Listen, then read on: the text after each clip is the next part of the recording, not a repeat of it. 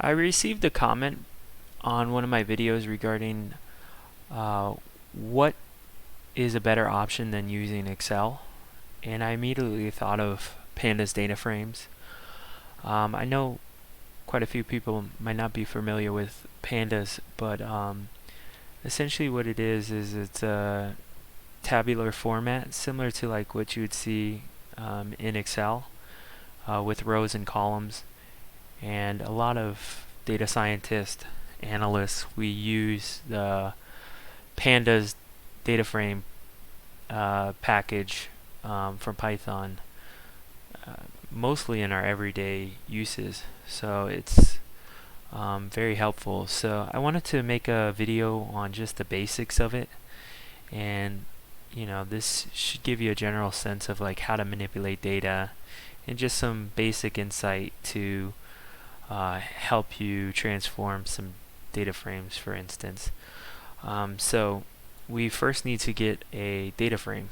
So I typically use Pandas data frames on stock market data, so that's what I'm going to base this video on.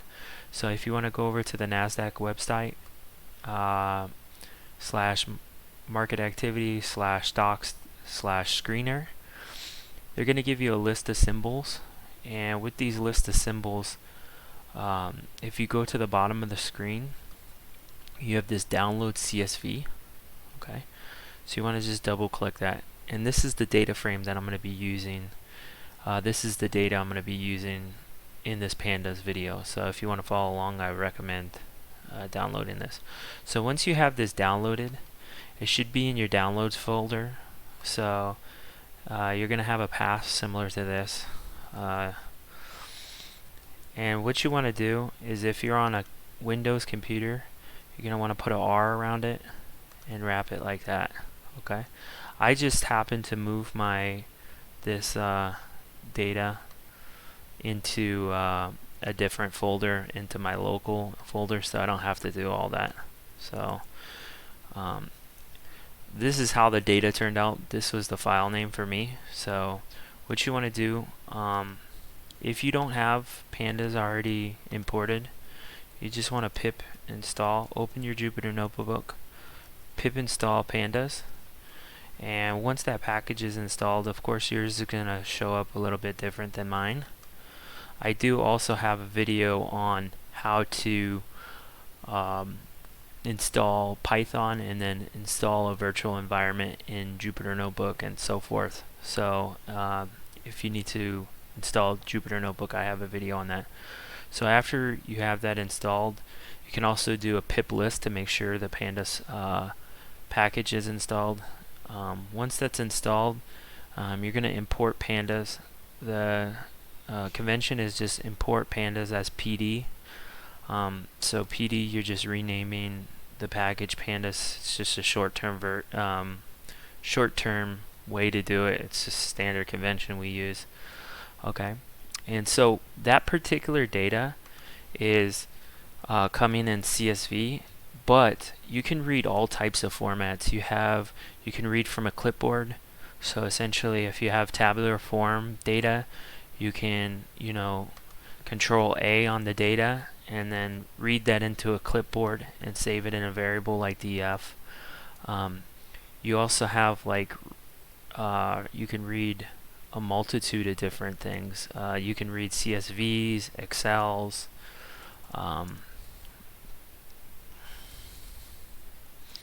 this for some reason.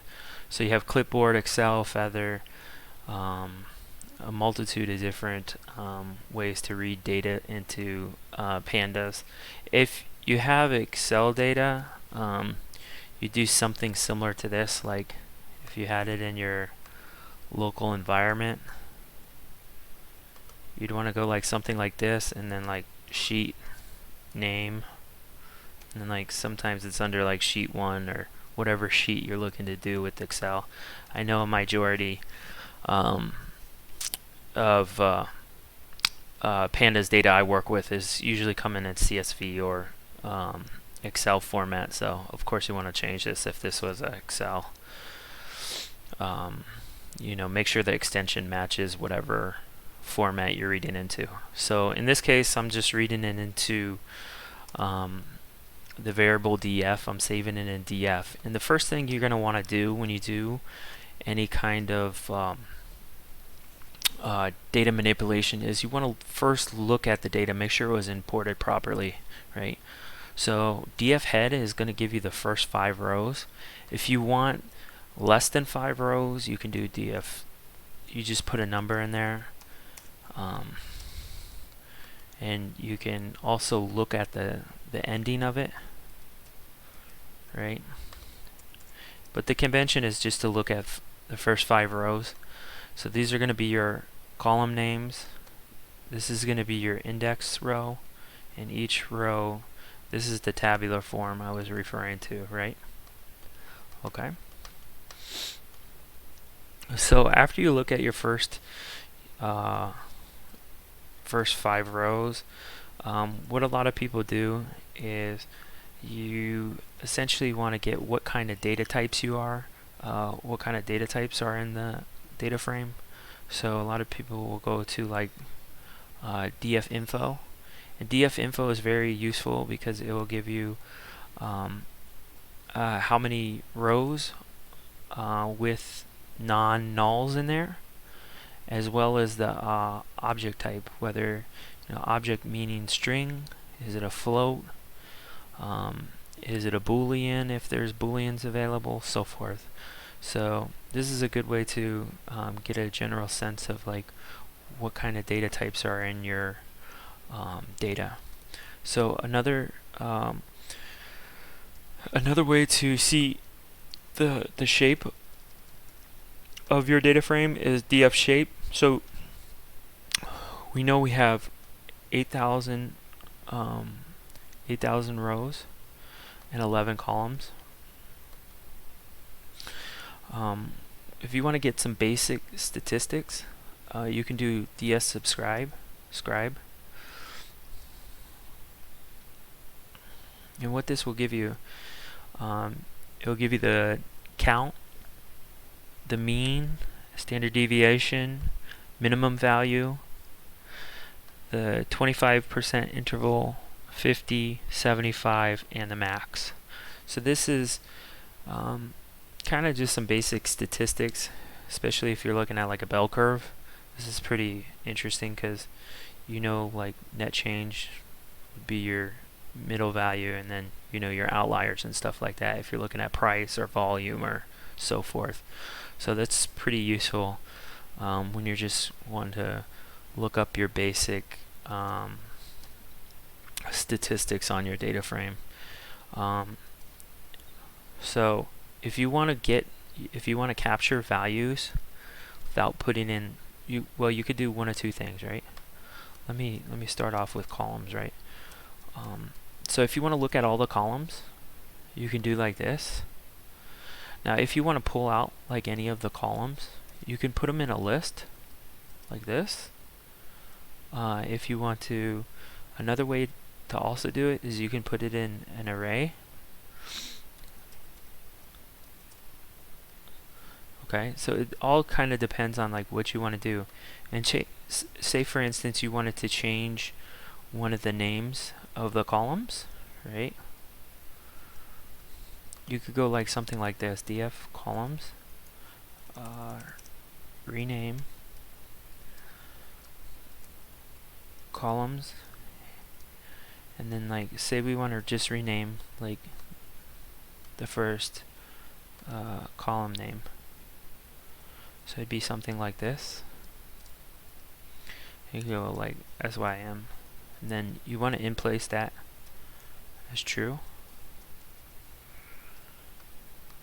And if you look at it now, your column name has now been changed. So as you can see, before and after. So that's how to rename columns. This is a good sense if you want to look at any like of the, if you want to rename any column names, because sometimes they come in and it's kind of difficult to determine what kind of column name. I typically like to use column names that have no space in them. It's just like camel case is a good way to consider that, because you know, when you're doing additional manipulation, sometimes the spaces or the names can kind of be confusing sometimes. So if you wanted to get, like, say I wanted to get a list of like all the symbols, I could do like something like this, and it turns it into an array. I can also put them in a list like this, as I showed earlier. And so this list can be pretty useful if you want to do further analysis on it, or just so forth. So if you want to look at the index,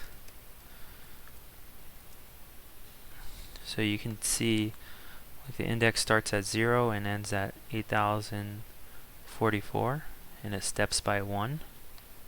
So you can always change the step if you want. Usually you do that in like a for loop. So if I look at my columns, it's currently, so say I wanted to sort by sector, right? I could do something like this.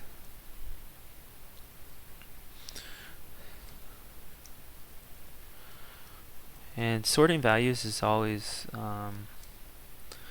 very useful, because say you want like the lowest price to high price, so you can now like see all the sectors all sorted, right? And then if you wanted to sort by 2 columns,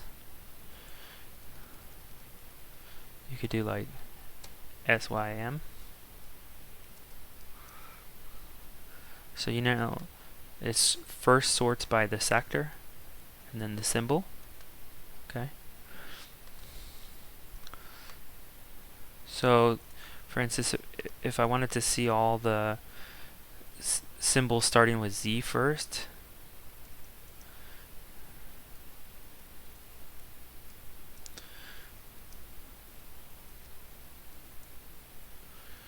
I could change the sort pattern. So if you put in ascending, it's already set up as true, so it's going to go A to Z.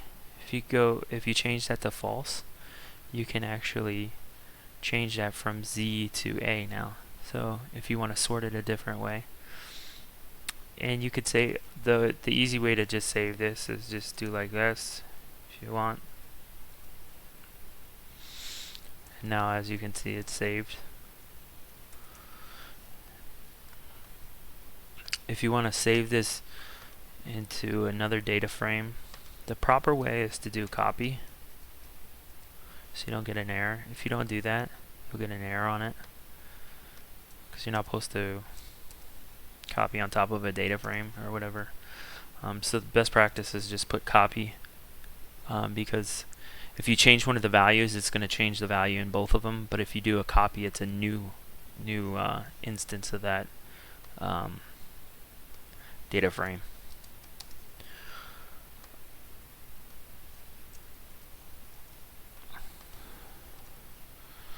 So after sorting values, if you want to just get for instance like sector, if you want to just pull out one column, you could do something like this. And this is just going over, as mentioned earlier, if you want to put it in a list, you can do something like this.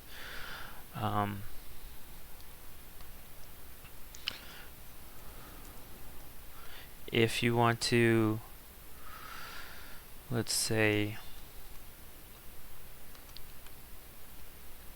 get all the rows, well, you can do a boolean statement. Like, for instance, if you want to see all the net change above, see which rows are above 0, you could do a boolean statement like this. Okay, so it'll give you a true or false if the net change. If you want to explicitly pull out each row that is above 0, you could do something like this. Now this is going to be a data frame of all net change above 0. If you want to do two conditions, you could do something like this, or, well, if you want to do an or,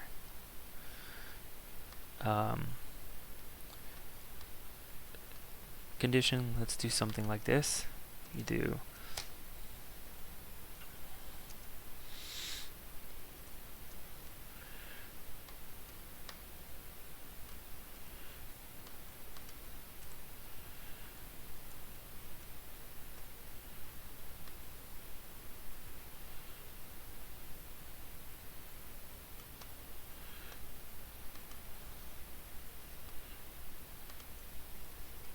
gonna put parentheses around this.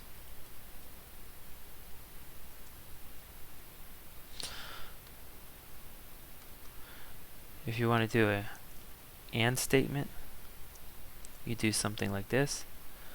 Now, when you do an AND statement, all the net change has to be above 0, and the sector has to be capital goods.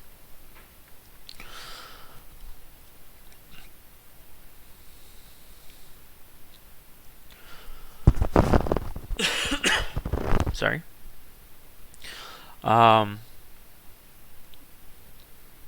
If you want to do like a value count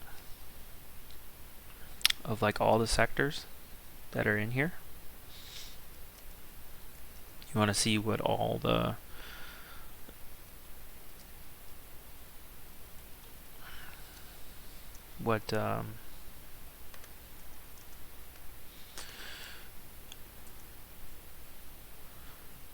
there it is.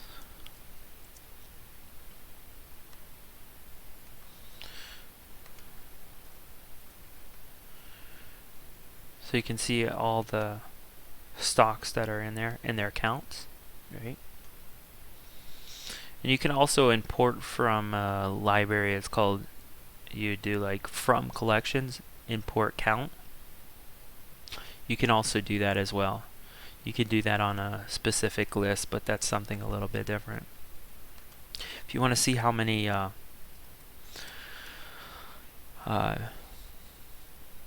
missing values are in here, you could do something like this.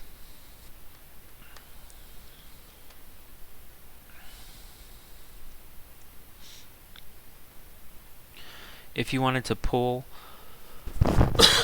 sorry, if you wanted to pull all the data frames with like sectors of finance and healthcare, you could do something like this.